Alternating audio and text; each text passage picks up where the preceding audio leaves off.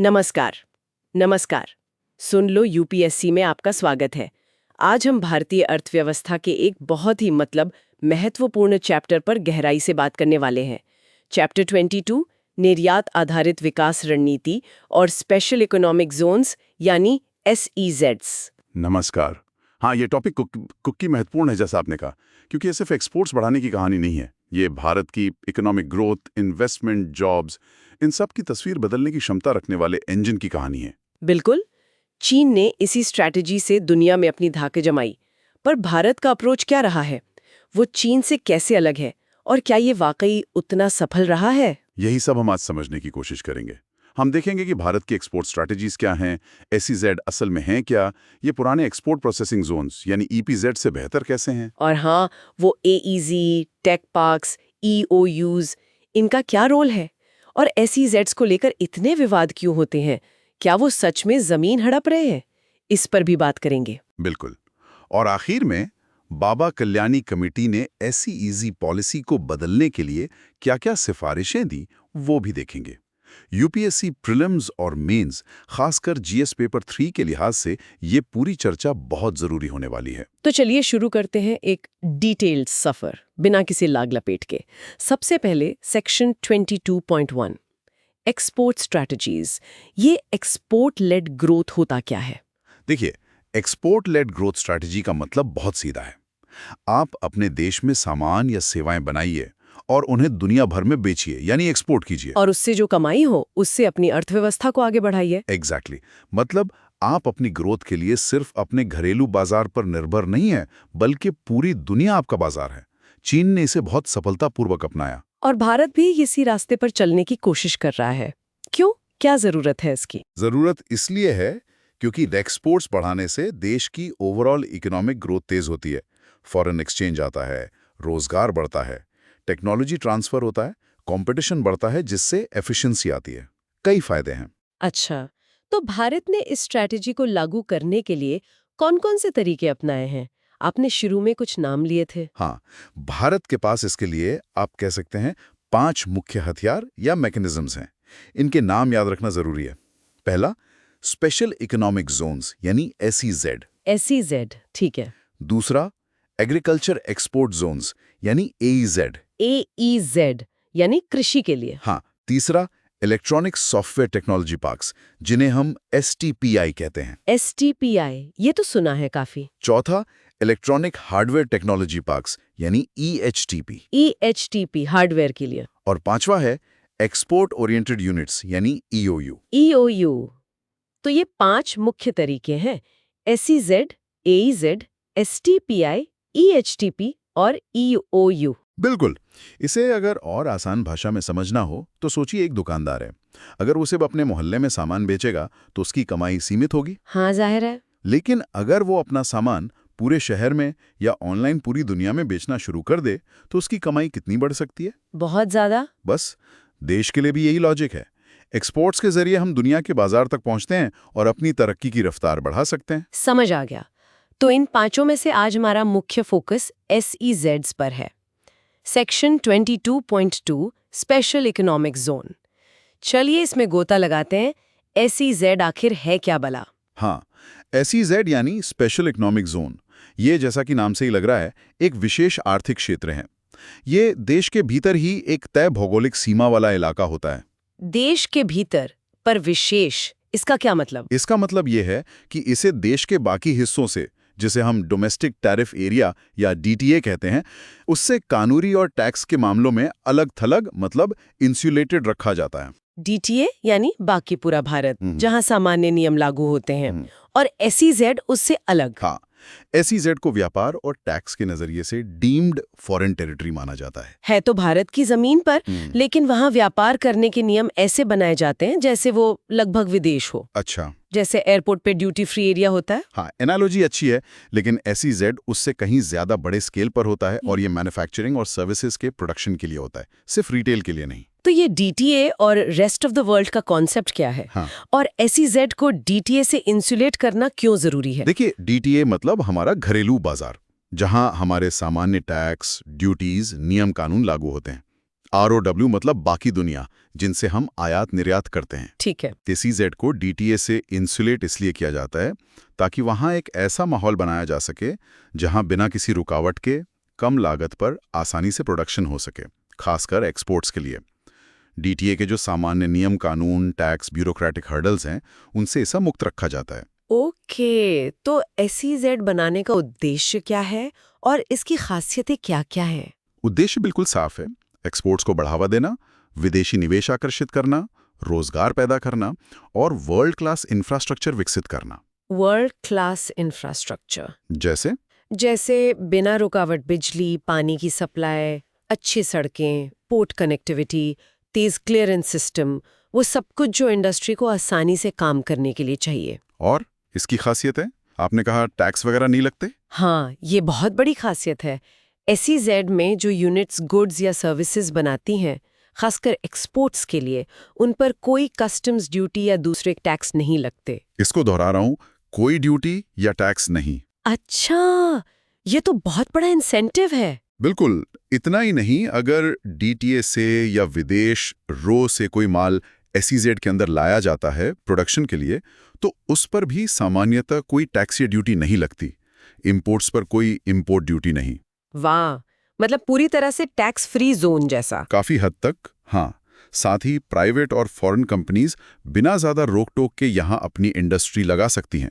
बस एक छोटी सी नेगेटिव लिस्ट है उन आइटम्स की जिन्हें SEZ में नहीं बनाया जा सकता। और टैक्स हॉलिडे का भी कुछ था, मुनाफे पर टैक्स माफ। हाँ, शुरुआत में ये एक बड़ा आकर्षण था।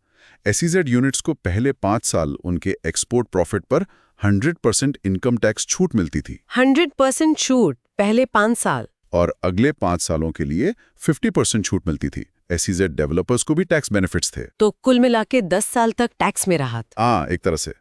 लेकिन यहाँ एक जरूरी बदलाव हुआ है। अब SEZ यूनिट्स के मुनाफे पर मिनिमम ऑल्टरनेट टैक्स यानी मैट लगा दिया गया है।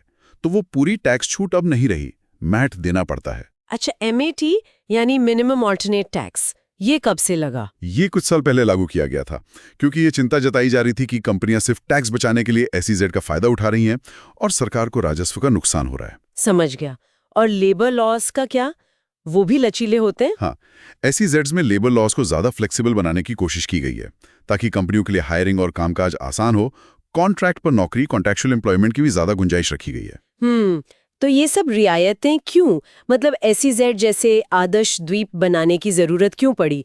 पूरे देश में ही ये सब क्यों नहीं किया जा सकता? बहुत अच्छा सवाल है। देखिए, पूरे देश में एक साथ वर्ल्ड क्लास इंफ्रास्ट्रक्चर देना, हर जगह टैक्स छूट देना, सारे नियम एकदम बदल देना, ये व्यवहारिक रूप से बहुत मुश्किल और महंगा काम है। हाँ, बात तो सही है। SEZ का आइडिया ये था कि हम देश के अंदर कुछ ऐसे खास इलाके चुनें और उन्हें विकसित करें जहां ये सारी आदर्श स्थितियां मौजूद हों। ये DTA की उन समस्याओं का हल निकालने की कोशिश थी जिनसे एक्सपोर्टर्स जूझते हैं। DTA की समस्याएं जैसे इंफ्रास्ट्रक्चर की भारी कमी, बिजली पानी की दिक्कत, सरकारी अड़चनें यानी red tape, bureaucratic delays, labour issues, transportation की ऊंची लागत, एक्सपोर्ट्स के लिए लंबी चौड़ी कागजी कार्रवाई, लिस्ट लंबी है। हाँ, ये तो हमारे देश की सच्चाई है कई जगहों पर। तो SEZ का मकसद था कि कम से कम इन द्वीपों में तो बिना रुकावट प्रोडक्शन हो सके, जिससे प्राइवेट और फॉरेन इन्वेस्टमेंट को आकर्षित किया जा सके और एक्सपोर्ट्स को बढ़ाया जा सके। ठीक है, अब आते हैं उस तुलना पर जिसका जिक्र बार बार होता है, चीन बनाम भारत के SEZ। आपने कहा था कि दोनों के मॉडल में काफी अंतर है, जरा विस्तार से बताइए। कि SEZs मुख्य रूप से मैन्युफैक्चरिंग हब्स हैं और अक्सर वो बड़े शहरों या टाउनशिप्स के तौर पर विकसित किए गए हैं। मतलब वहाँ लोग रहते भी हैं, काम भी करते हैं। बिल्कुल, जबकि भारत के SEZs ज्यादातर मैन्युफैक्चरिंग या प्रोसेसिंग यूनिट्स पर केंद्रित हैं। हालांकि अब सर्विसेज SEZs भी बहुत सारे हैं।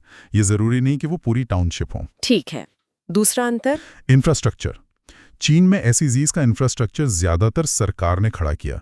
भारत में जिम्मेदारी ज्यादातर प्राइवेट डेवलपर्स पर डाली गई है। यानी भारत में प्राइवेट सेक्टर इंफ्रा बनाएगा। हाँ, सरकार की भूमिका ज्यादातर मंजूरी देने और रेगुलेट करने की है। तीसरा, लोकेशन। चीन ने अपने SEZs बहुत सोच समझकर कोस्टल एरियाज में बनाए, जहां से एक्सपोर्ट आसान हो। Strategic locations. बिल्कुल, भारत में SEZs कोस्टल एरियाज में भी हैं और लैंडलॉक्ड राज्यों में भी फैले हुए हैं। अच्छा, ये लोकेशन का फैसला कौन करता है?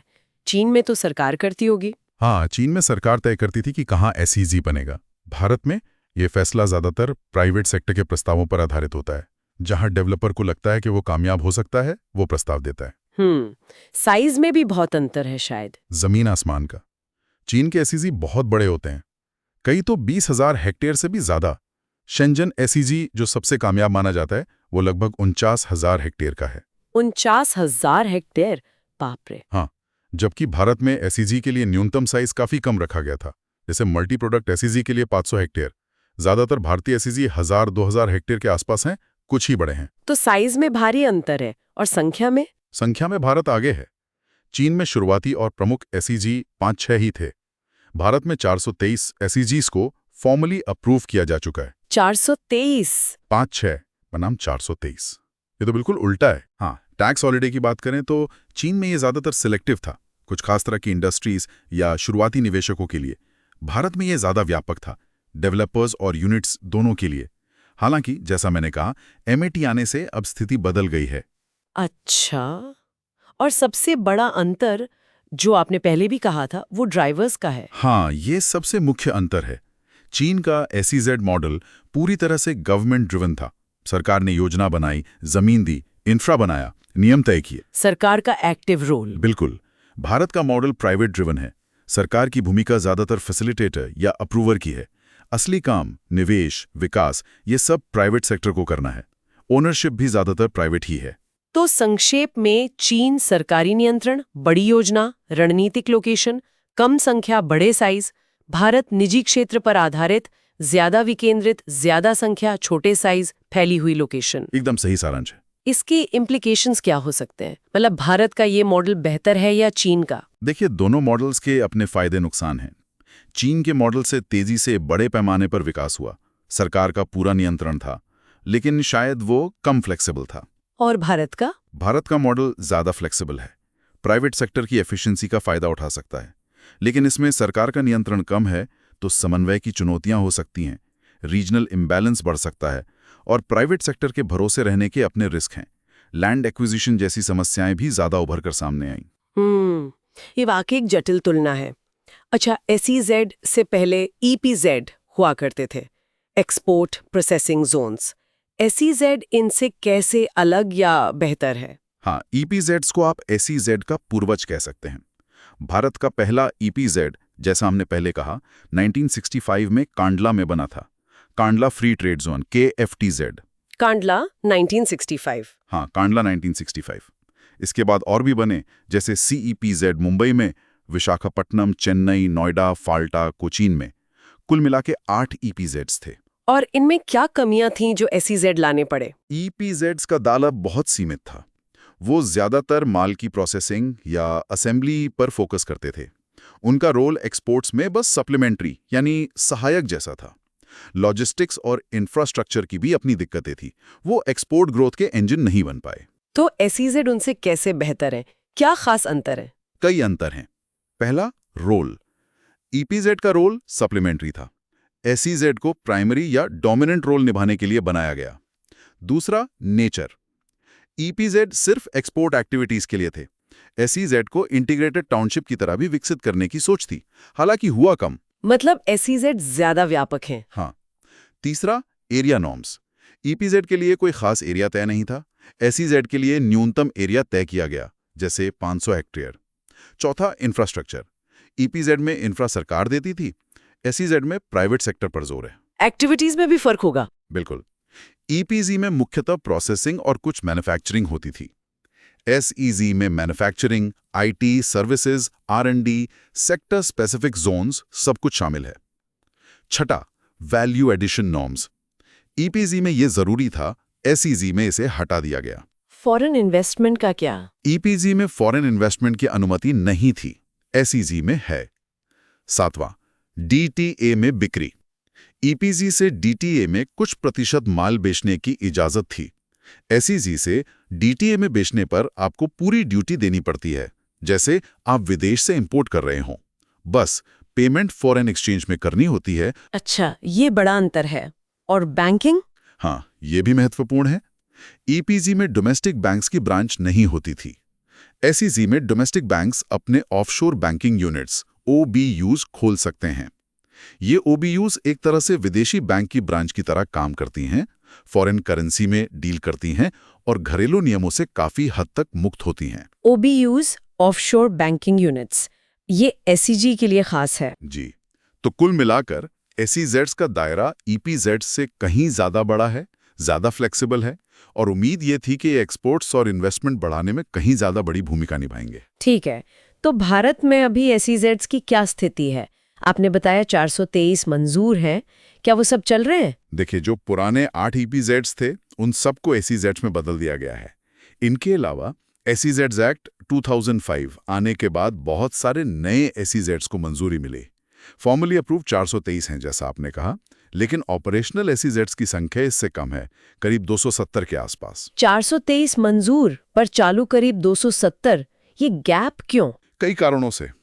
कुछ डेवलपर्स ने शायद बाद में प्लान बदल दिया, कुछ को जमीन अधिग्रहण में दिक्कत आई, कुछ को फाइनेंस जुटाने में, और हाल के सालों में ग्लोबल स्लोडाउन का भी असर पड़ा है, जिससे नए निवेश की रफ्तार थोड़ी धीमी हुई है। लेकिन पोटेंशियल तो बहुत बताया जाता था इनका, निवेश, रोजगार। हाँ, पोटेंशियल तो वाकई बहुत है। अनुमान लगाया गया था कि SEZ से 5 लाख करोड़ रुपए से ज्यादा का निवेश आ सकता है। 5 लाख करोड़। 5 लाख करोड़ बहुत बड़ी रकम है। और रोजगार की बात करें तो 10 लाख डायरेक्ट जॉब्स और उतने ही इनडायरेक्ट जॉब्स, यानी कुल 20 लाख रोजगार पैदा होने की उम्मीद थी। 10 लाख डायरेक्ट, 10 लाख इनडायरेक्ट। और लक्ष्य ये भी था कि अगले दशक में भारत का विश्व व्यापार में हिस्सा 2 गुना किया जाए, जो उस समय 1% से थोड़ा ही ज्यादा था। तो SEZs को भारत की तरफ से एक बहुत बड़ा, साहसिक, मतलब अनप्रेसिडेंटेड कदम माना गया था। बिल्कुल, इसे भारत की एक्सपोर्ट स्ट्रैटेजी का कॉर्नरस्टोन माना गया। एक ऐसा कदम जो शायद चीन के मॉडल से भी आगे जाने की क्षमता रखता था, क्योंकि ये प्राइवेट सेक्टर की ताकत पर आधारित था।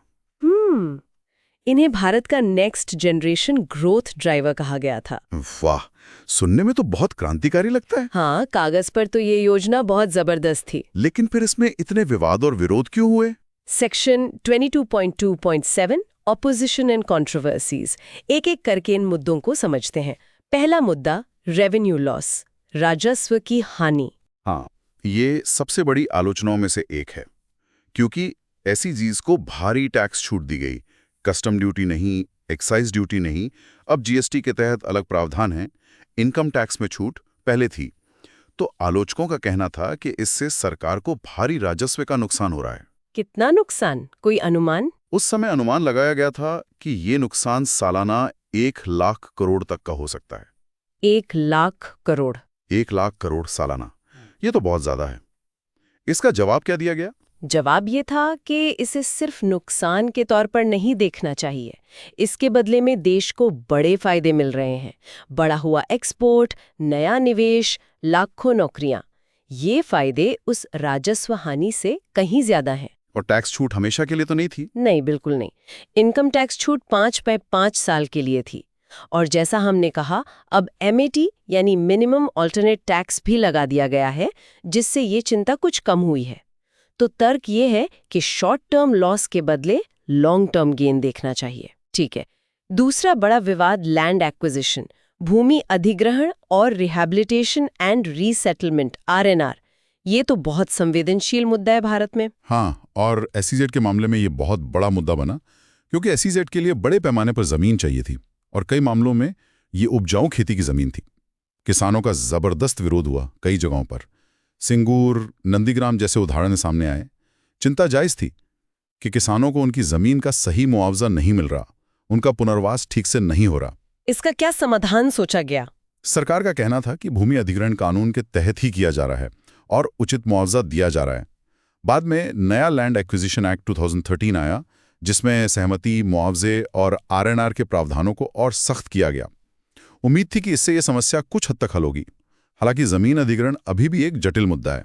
तीसरा मुद्दा इसी से जुड़ा है, एरेबल लैंड और फूड सिक्योरिटी, यानी उपजाऊ जमीन छीनने और खाद्य सुरक्षा पर खतरे की चिंता। हाँ, ये डर भी जताया गया कि अगर इतनी सारी खेती की जमीन SEZ के लिए चली जाएगी तो देश में अनाज उत्पादन कम हो जाएगा और खाद्य सुरक्षा को खतरा पैदा होगा। क्या ये डर वाकई सही था?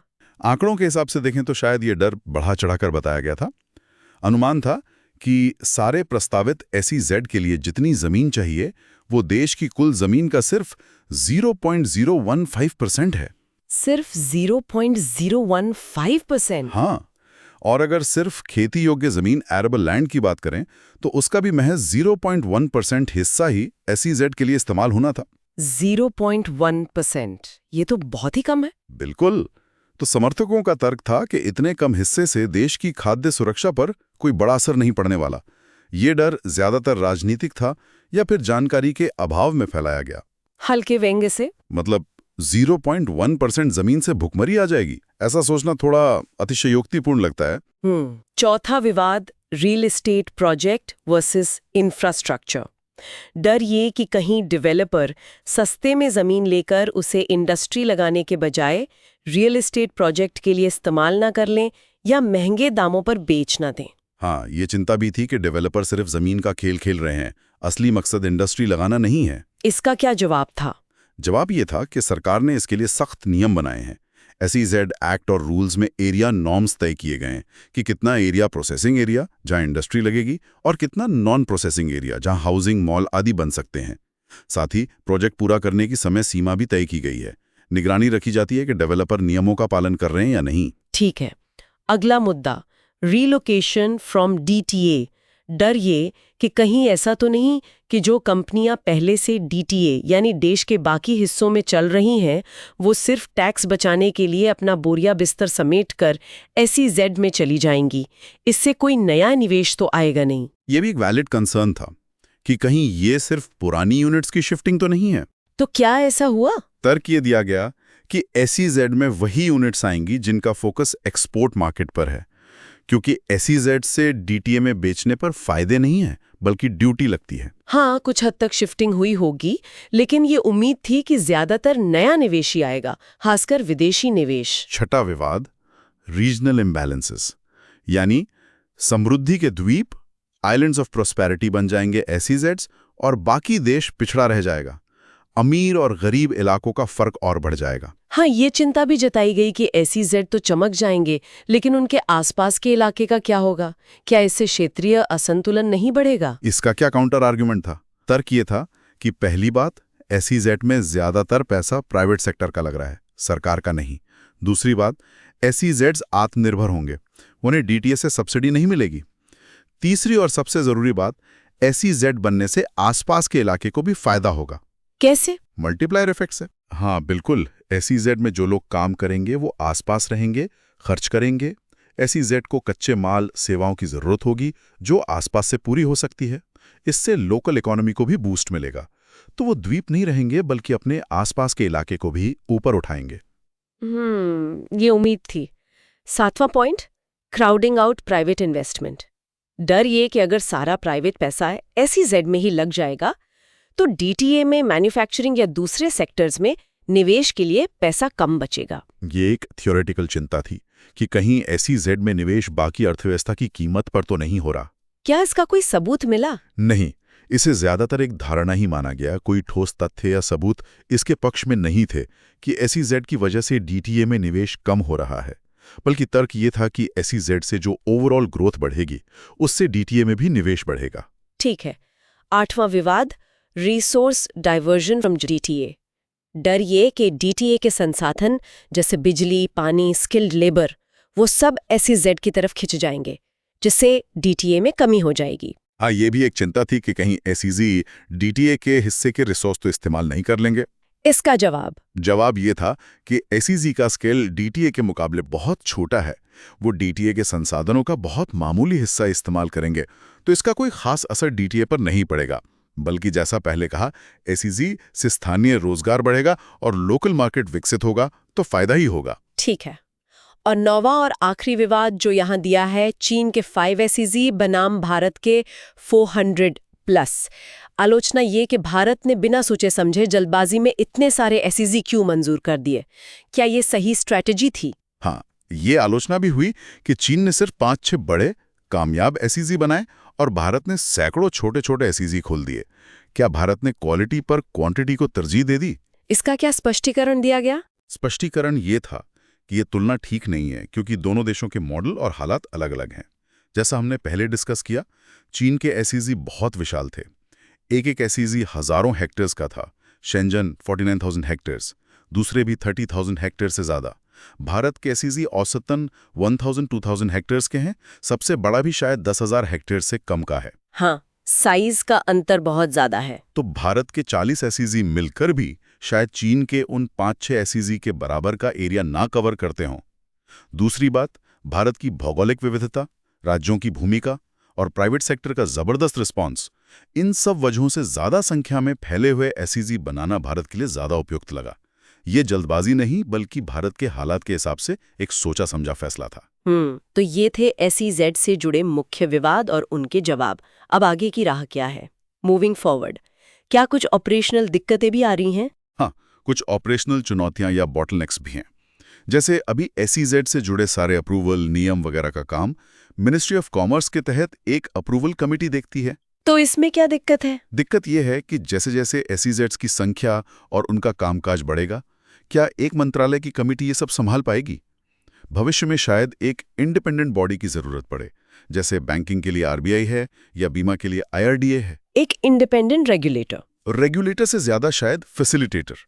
उसका काम नियम बनाना कम और एसईजेड को आसानी से ऑपरेट करने में मदद करना ज्यादा होना चाहिए। ये एक सुझाव है। ठीक है, और कोई चुनौती? कंसंट्रेशन का मुद्दा। हाँ, ये एक चिंता का विषय है। आंकड़े बताते हैं कि ज्यादातर एसईजेड्स भारत के दक्षिणी 44% और पश्चिमी 29% राज्यों में केंद्रित हैं। मतलब साउथ और वेस्ट में लगभग 73% एसईजेड हैं। जी। और अगर सेक्टर के हिसाब से देखें तो लगभग 66% एसईजेड, यानी 2/3 आईटी, आईटीएस या सर्विसेज सेक्टर के हैं। 2/3 सर्विसेज एसईजेड। इसका क्या मतलब हुआ? इसका मतलब है कि एक तो क्षेत्रीय असंतुलन का खतरा है, पूर्वी और उत्तरी भारत पिछड़ सकता है। दूसरा, क्या भारत एसईजीज के जरिए वो मैन्युफैक्चरिंग हब बन पाएगा जिसका सपना देखा गया था, जैसा चीन बना? अगर ज्यादातर एसईजीज सर्विसेज के ही होंगे तो मैन्युफैक्चरिंग ग्रोथ कहां से आएगी? ये एक बड़ा सवाल है। वाकई। और लैंडलॉक्ड एसईजीज का क्या? जैसे यूपी, पंजाब, हरियाणा में भी हैं एसईजी, वहां से माल एक्सपोर्ट कैसे होगा? ये तो एक बड़ी लॉजिस्टिक्स चुनौती है। बिल्कुल, ये एक बहुत बड़ी चिंता है। अगर एसईजी बंदरगाह से सैकड़ों या हजारों किलोमीटर दूर है तो वहां बना माल पोर्ट तक पहुंचाने में ही इतना खर्चा और समय लग जाएगा कि वो एक्सपोर्ट मार्केट में कंपैरेटिव ही नहीं रहेगा। इसके लिए बहुत ही बेहतरीन रोड, रेल कनेक्टिविटी और लॉजिस्टिक्स इंफ्रास्ट्रक्चर चाहिए। और ये इंफ्रास्ट्रक्चर एसईजी के बाहर कौन बनाएगा? यही सवाल है। एसईजी के लब डेवलपर बना देगा, लेकिन एसईजी तक पहुंचने के लिए सड़कें, रेल लाइन, पास के बंदरगाहों और हवाई अड्डों की क्षमता बढ़ाना, बड़े बड़े गोदाम बनाना, ये सब कौन करेगा? चीन ने अपने एसईजीज के साथ साथ ये बाहरी इंफ्रास्ट्रक्चर भी जबरदस्त तरीके से विकसित किया था। तो भारत सरकार को इस पर तुरंत ध्यान देना होगा। बिल्कुल, बिना बाहरी सपोर्टिंग इंफ्रास्ट्रक्चर के खासकर लैंडलॉक्ड एसईजीज का सफल होना बहुत मुश्किल है। तो एसईजी पर निष्कर्ष क्या निकालें? क्या ये मॉडल फेल हो गया है या अभी भी उम्मीद है? देखिए, ये कहना कि मॉडल फेल हो गया शायद जल्दबाजी होगी। हाँ, इसमें शुरुआती उत्साह के बाद धीमापन आया है, कई चुनौतियां और विवाद रहे हैं, लेकिन अब हम इससे पीछे नहीं हट सकते। इतने सारे एसईजी बन चुके हैं, उनमें निवेश हो चुका है। तो अब इसे कामयाब बनाना ही होगा। हाँ, अब जरूरत है कि इन चुनौतियों का सामना किया जाए, पॉलिसी में सुधार किया जाए और इस मॉडल को कामयाब बनाया जाए। पोटेंशियल अभी भी बहुत है। भारत का एसईजेड मॉडल अपने आप में यूनिक है। ज्यादा संख्या, छोटे साइज, प्राइवेट ड्रिवन, लैंडलॉक्ड राज्यों में भी मौजूदगी। अगर ये सफल होता है तो ये दुनिया के लिए एक मिसाल बन सकता है। तो उम्मीद है कि अस्थायी धीमेपन के बाद ये भविष्य में फिर से रफ्तार पकड़ेगा। उम्मीद तो यही है, खासकर अगर बाबा कल्याणी कमेटी की सिफारिशों पर अमल किया जाए। हाँ, उस पर हम आएंगे। लेकिन एसईजेड के अलावा और भी एक्सपोर्ट जोन्स थे। Section 22.3 agri export economic zones, AEZs, कृषि निर्यात क्षेत्र, ये क्या थे और क्यों बनाए गए? एईजी का कॉन्सेप्ट एग्जिम पॉलिसी 2001-2002 में लाया गया था। इसका मकसद था भारत के कृषि निर्यात, एग्री एक्सपोर्ट्स को बढ़ावा देना। कृषि निर्यात क्यों? भारत तो वैसे ही कृषि प्रधान देश है। हाँ, हम उत्पादन तो बहुत करते हैं, दुनिया के सबसे बड़े उत्पादकों में से हैं कई फसलों में, लेकिन हमारा कृषि निर्यात हमारे उत्पादन के अनुपात में बहुत कम है।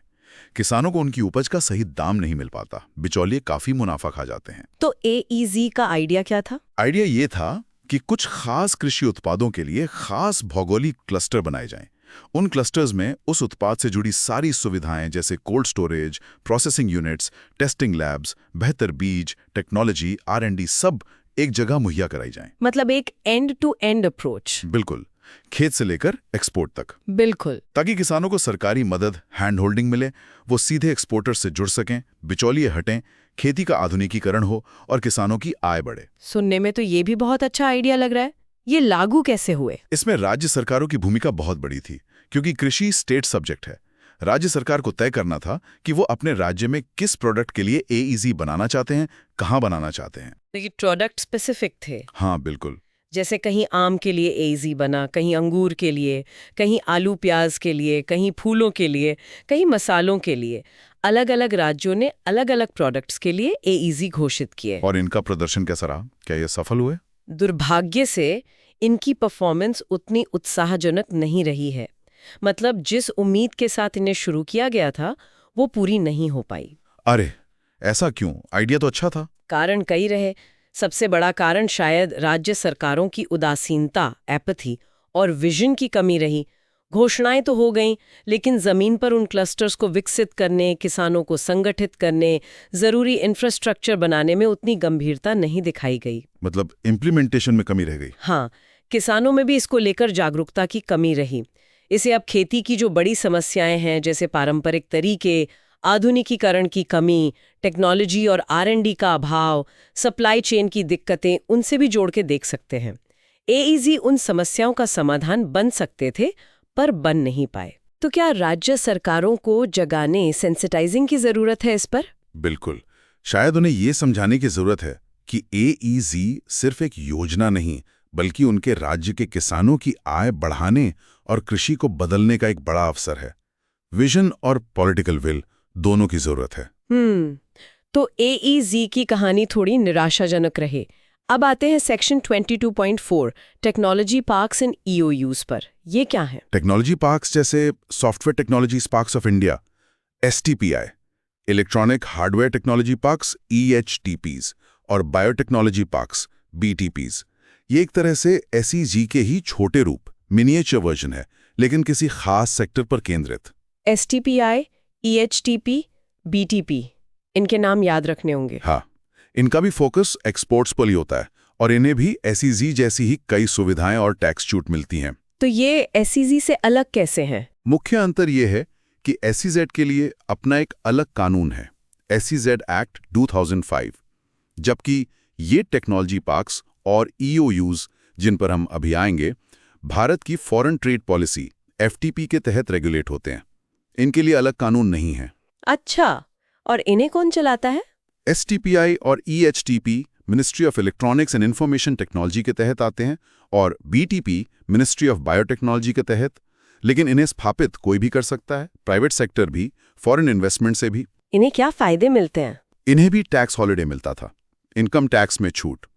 हालांकि यहाँ एक सनसेट क्लॉज होता है, मतलब ये छूट एक तय तारीख के बाद मिलनी बंद हो जाती है या हो चुकी है। सनसेट क्लॉज यानी ये हमेशा के लिए नहीं है? हाँ, इन्हें DTA यानी घरेलू बाजार में भी अपना कुछ माल या सर्विसेज बेचने की इजाजत होती है, जिसकी सीमा समय समय पर सरकार तय करती है।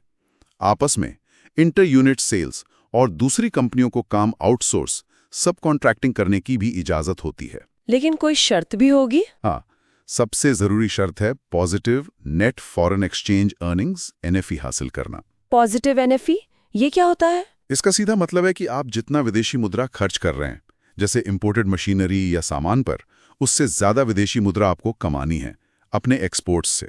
मतलब देश के लिए नेट फॉरेन एक्सचेंज आप कमा कर लाएं, गवा कर नहीं। अच्छा, मतलब कमाई ज्यादा खर्चा कम, फॉरेन एक्सचेंज के मामले में। बिल्कुल, ये शर्त इन यूनिट्स के लिए बहुत जरूरी है। और इनका प्रदर्शन कैसा रहा है टेक्नोलॉजी पार्क्स का? इनका प्रदर्शन खासकर STPI का भारत के सर्विस एक्सपोर्ट्स, खासतौर पर IT सर्विसेज एक्सपोर्ट्स को बढ़ाने में जबरदस्त रहा है। भारत आज जो IT सुपर पावर कहलाता है, उसमें STPIs का बहुत बड़ा योगदान है। कितने हैं ये पार्क्स? आंकड़े थोड़े पुराने हो सकते हैं, पर लगभग 33 STPI और 12 EHTP स्वीकृत थे।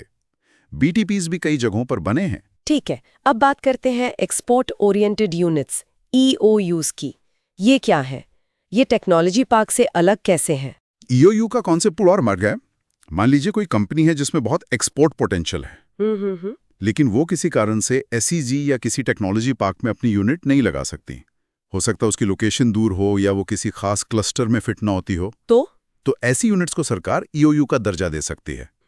ईओयू का दर्जा मिलने के बाद उसे भी लगभग वही सारी सुविधाएं और टैक्स छूट मिल जाती हैं जो एसईजी या टेक पार्क वाली यूनिट को मिलती हैं। अच्छा, मतलब ईओयू कहीं भी हो सकती हैं, ये लोकेशन स्पेसिफिक नहीं है। एग्जैक्टली, यही इनका सबसे बड़ा फीचर है। ईओयू कहीं भी स्थापित की जा सकती है, किसी खास जोन में होना जरूरी नहीं। ये कब शुरू हुए थे? ईओयू स्कीम काफी पुरानी है, ये 1981 में शुरू की गई थी। 1981? 1981 से? एसईजी से भी पहले? हाँ, एसईजी एक्ट तो 2005 में आया। ईओयू स्कीम उससे काफी पहले से चल रही है। इसके लिए क्या शर्तें हैं? इसके लिए न्यूनतम निवेश की शर्त होती है प्लांट एंड मशीनरी में, जो पहले 1 करोड़ रुपए थी, शायद अब बदल गई हो। और सबसे जरूरी शर्त वही है पॉजिटिव एनएफई हासिल करना। साथ ही फॉरेन ट्रेड पॉलिसी द्वारा तय मिनिमम एक्सपोर्ट परफॉर्मेंस को भी पूरा करना होता है। इन्हें भी डीटीए में बेचने की इजाजत है? हाँ, एफटीपी द्वारा निर्धारित मात्रा तक ये डीटीए में भी बेच सकते हैं, लेकिन लागू ड्यूटीज चुकानी पड़ती हैं।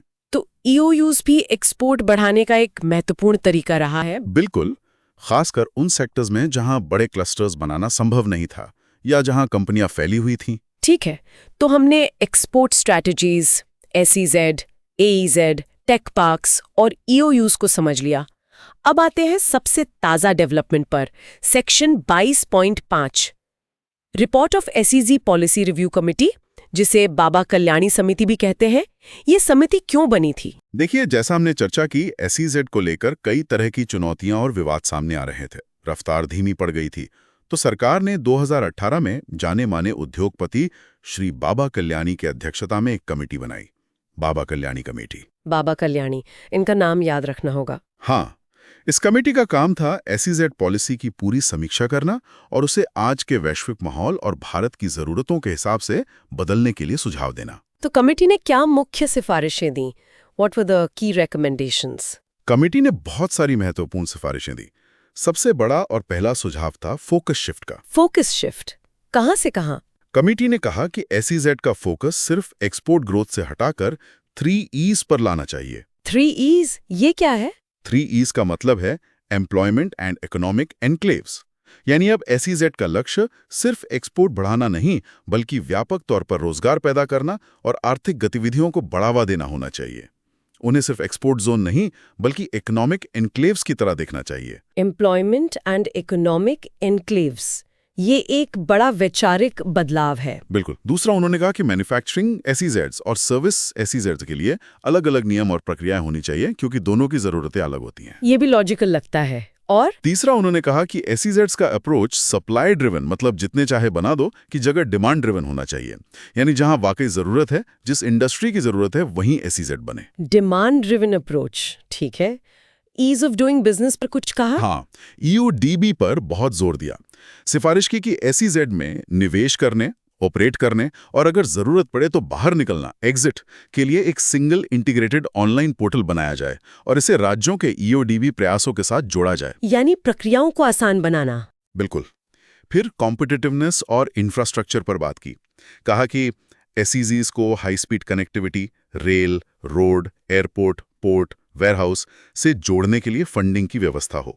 साथ ही इंटीग्रेटेड इंडस्ट्रियल और अर्बन डेवलपमेंट पर जोर दिया, जैसे वॉक टू वर्क जोन्स बनाना। वॉक टू वर्क जोन्स, अच्छा आइडिया। फिर डेवलपर्स और टेनेंट्स जो यूनिट्स लगाते हैं, उनके लिए प्रोसीजरल रिलैक्सेशंस की बात कही, ताकि उनका काम आसान हो, चाहे वो ऑपरेशन हो या एग्जिट। टैक्स बेनिफिट्स का क्या, वो जारी रखने को कहा? हाँ, कमेटी ने सिफारिश की कि जो टैक्स ड्यूटी बेनिफिट्स हैं, खासकर सनसेट क्लॉज, उसे आगे बढ़ाया जाए या टैक्स छूट को जारी रखा जाए, ताकि एसईजी आकर्षक बने रहें। अच्छा, सर्विसेज एसईजी के लिए कुछ खास? हाँ, कहा कि सर्विसेज की परिभाषा को और व्यापक, ब्रॉड बनाया जाए। एक ही एसईजी में कई तरह की सर्विसेज को एक साथ आने की अनुमति दी जाए और उन्हें SEIS services export incentive scheme का लाभ भी मिलना चाहिए। इन्वेस्टमेंट फ्लेक्सिबिलिटी पर भी कुछ था? जी, कहा कि अगर कोई सेक्टर स्पेसिफिक एसईजी है, तो उसमें दूसरे सेक्टर की यूनिट्स को भी कुछ शर्तों के साथ निवेश की अनुमति दी जानी चाहिए। IFSC यानी इंटरनेशनल फाइनेंशियल सर्विसेज सेंटर्स जैसे गिफ्ट सिटी के लिए एक यूनिफाइड रेगुलेटर बनाने का सुझाव दिया। आईएफएससी के लिए यूनिफाइड रेगुलेटर। हाँ, और ये भी कि आईएफएससी का इस्तेमाल सभी तरह के विदेशी निवेश के लिए एक गेटवे की तरह किया जाए और डोमेस्टिक संस्थाओं को भी आईएफएससी से सर्विस लेने पर इंसेंटिव दिया जाए। लीज और सब कॉन्ट्रैक्टिंग को लेकर भी कुछ कहा? हाँ, डेवलपर्स और टेनेंट्स के लिए लंबी अवधि की लीज की सिफारिश की। एसईजी यूनिट्स को एसईजी के बाहर के ग्राहकों के लिए भी बिना रोक-टोक सब कॉन्ट्रैक्टिंग करने की छूट देने को कहा। और अगर कोई unit NPA non performing asset बन जाती है तो उसके स्पेस के इस्तेमाल या बिक्री में लचीलापन लाने का सुझाव दिया। मेक इन इंडिया से जोड़ने की भी बात थी। हाँ, कहा कि अगर SEZ units make in India के तहत देश के अंदर से ही कुछ खास सामान खरीदती हैं तो उसे उनकी एनएफई गणना में शामिल किया जाए ताकि डोमेस्टिक सोर्सिंग को बढ़ावा मिले। और जो सप्लाई डेवलपर्स को दी जाती है जो एक्सपोर्ट गुड्स बनाने में इस्तेमाल होती है उस पर एक्सपोर्ट ड्यूटी ना लगे। फाइनेंसिंग को आसान बनाने के लिए बहुत महत्वपूर्ण सुझाव दिया कि एसईजेड्स को इंफ्रास्ट्रक्चर स्टेटस दिया जाए। इंफ्रास्ट्रक्चर स्टेटस, इससे क्या फायदा होगा? इससे एसईजेड्स को बैंकों से लोन मिलना आसान हो जाएगा, कम ब्याज दर पर मिल सकता है और लंबी अवधि का कर्ज मिल सकता है। ये उनके फाइनेंशियल वायबिलिटी के लिए बहुत जरूरी है। इंक्लूसिविटी पर भी कुछ था। हाँ, कहा कि एसईजेड में MSMEs, micro small and medium enterprises की भागीदारी बढ़ाई जाए। साथ ही मैन्युफैक्चरिंग को सपोर्ट करने वाली सर्विस कंपनियों जैसे लॉजिस्टिक्स कंसल्टेंसी को भी एसईजेड में जगह मिलनी चाहिए। और अगर कोई विवाद हो जाए तो डिस्प्यूट रेजोल्यूशन, उसके लिए आर्बिट्रेशन और कमर्शियल कोर्ट्स के जरिए तेजी से विवाद सुलझाने का सुझाव दिया। तो कुल मिलाकर बाबा कल्याणी कमेटी ने एसईजीज को एक नई शक्ल देने की कोशिश की है, ज्यादा फ्लेक्सिबल, ज्यादा ग्रोथ ओरिएंटेड और सिर्फ एक्सपोर्ट्स पर नहीं बल्कि ओवरऑल इकोनॉमी और रोजगार पर फोकस करने वाला। बिल्कुल, ये सिफारिशें अगर पूरी तरह से लागू होती हैं तो एसईजी वाकई भारत के इकोनॉमिक एनक्लेव्स बन सकते हैं जो न सिर्फ एक्सपोर्ट करेंगे बल्कि देश के अंदर भी वैल्यू एडिशन और रोजगार सृजन में बड़ी भूमिका निभाएंगे। ये एसईजी 2.0 जैसा होगा। ये बहुत ही विस्तृत और महत्वपूर्ण सिफारिशें हैं। तो चलिए अब इस पूरी चर्चा का सार निकालते हैं। की टेकअवेज, मुख्य बातें क्या रहीं? जरूर, ऑडियो बुलेट पॉइंट्स में देख लेते हैं। एक्सपोर्ट लेड ग्रोथ का लक्ष्य एक्सपोर्ट्स और अर्थव्यवस्था को तेजी से बढ़ाना है। भारत इसके लिए एसईजी, एईजेड, टेक पार्क्स और ईओयू जैसे टूल्स का इस्तेमाल करता है। ठीक है, दूसरा एसईजेड देश के अंदर खास भौगोलिक इलाके हैं जिन्हें व्यापार और टैक्स के लिए विदेशी क्षेत्र डीम्ड फॉरेन टेरिटरी जैसा माना जाता है। यहाँ टैक्स छूट, बेहतर इंफ्रा, लचीले कानून मिलते हैं, खासकर एक्सपोर्ट्स को बढ़ावा देने के लिए। तीसरा, भारत का एसईजेड मॉडल चीन से काफी अलग है। भारत के एसईजेड ज्यादातर प्राइवेट सेक्टर द्वारा चलाए जाते हैं, संख्या में बहुत ज्यादा 423 मंजूर, पर साइज में छोटे हैं और देश भर में फैले हैं। चीन के एसईजेड सरकारी नियंत्रण वाले, कम संख्या में पर बहुत बड़े और रणनीतिक लोकेशन पर थे। चौथा, एसईजेड को लेकर कई विवाद रहे हैं, जैसे राजस्व हानि, रेवेन्यू लॉस, जमीन अधिग्रहण, लैंड एक्विजिशन और क्षेत्रीय असंतुलन का डर। लेकिन इनमें निवेश, रोजगार और निर्यात बढ़ाने की अपार क्षमता है। इन्हें सफल बनाने के लिए अच्छे प्रबंधन और बाहरी इंफ्रास्ट्रक्चर सपोर्ट की सख्त जरूरत है। पांचवां, एग्री एक्सपोर्ट जोन्स एमईजेड कृषि निर्यात बढ़ाने के लिए बनाए गए थे, लेकिन राज्य सरकारों की उदासीनता और क्रियान्वयन की कमियों के कारण ये बहुत सफल नहीं हो पाए। छठा, टेक्नोलॉजी पार्क्स, एसटीपी-एचपी, बीटीपी और एक्सपोर्ट ओरिएंटेड यूनिट्स, ईओयूज, खास सेक्टर्स जैसे आईटी, हार्डवेयर, बायोटेक या कहीं भी स्थित यूनिट्स के लिए हैं। इन्हें भी एसईजेड जैसे फायदे मिलते हैं और इन्होंने, खासकर एसटीपीआई ने, भारत के सेवा निर्यात सर्विस एक्सपोर्ट्स में महत्वपूर्ण भूमिका निभाई है। इनकी मुख्य शर्त पॉजिटिव एनएफई है। और सातवां और आखिरी पॉइंट, बाबा कल्याणी कमेटी 2018 ने एसईजेड पॉलिसी में बड़े बदलावों की सिफारिश की है। मुख्य सुझाव है कि फोकस सिर्फ एक्सपोर्ट से हटाकर 3 E's employment and economic enclaves पर लाया जाए। साथ ही ईज ऑफ डूइंग बिजनेस सुधारने, इंफ्रास्ट्रक्चर बढ़ाने, नियमों में लचीलापन लाने और एसईजेड्स को इंफ्रास्ट्रक्चर स्टेटस देने जैसे कई महत्वपूर्ण सुझाव दिए हैं। बहुत बढ़िया। ये सारे बिंदु UPSC GS paper 3 Indian economy के लिहाज से अत्यंत महत्वपूर्ण है। बिल्कुल। और सिर्फ परीक्षा के लिए ही नहीं, भारत की आर्थिक विकास यात्रा, वैश्वीकरण, ग्लोबलाइजेशन के प्रभाव, नीति निर्माण, पॉलिसी मेकिंग की प्रक्रिया और जमीनी स्तर पर कार्यान्वयन की चुनौतियों यानी चैलेंजेस ऑफ इम्प्लीमेंटेशन को समझने के लिए भी ये कॉन्सेप्ट्स बहुत जरूरी हैं। एक जागरूक नागरिक और भविष्य के प्रशासक के तौर पर इन मुद्दों की समझ होना बहुत मायने रखता है। निश्चित रूप से ये ज्ञान आपको पॉलिसीज का विश्लेषण करने और उनके प्रभाव को समझने में मदद करेगा। जानकारी काफी गहरी और विस्तृत थी, तो मेरा सुझाव रहेगा कि इसे एक दो बार और सुने ताकि सारे पॉइंट्स अच्छे से दिमाग में बैठ जाएं। हाँ बिल्कुल, रेपिटेशन जरूरी है ऐसे कॉम्प्लेक्स टॉपिक्स के लिए। तो अगर आपको ये विस्तृत चर्चा, एक गहरा विश्लेषण पसंद आया और आप यूपीएससी की तैयारी को एक नई ऊंचाई पर ले जाना चाहते हैं, तो सुन लो यूपीएससी यूट्यूब चैनल को लाइक जरूर करें। और इस ज्ञान को अपने साथी एस्पिरेंट्स के साथ शेयर करना ना भूलें। ज्ञान बांटने से बढ़ता है। आपके कोई सवाल हों, कोई विचार हों, या आप किसी और टॉपिक पर ऐसी ही गहराई से चर्चा चाहते हों, तो नीचे कमेंट्स में हमें जरूर बताएं। और हाँ, सबसे ज़रूरी बात, अगर आपने अभी तक नहीं किया है तो चैनल को सब्सक्राइब ज़रूर कर लें और बेल आइकन दबा दें ताकि आप कोई भी महत्वपूर्ण चर्चा मिस न करें। अगली ज्ञानवर्धक चर्चा तक पढ़ते रहें, सीखते रहें और आगे बढ़ते रहें। जय हिंद। जय हिंद।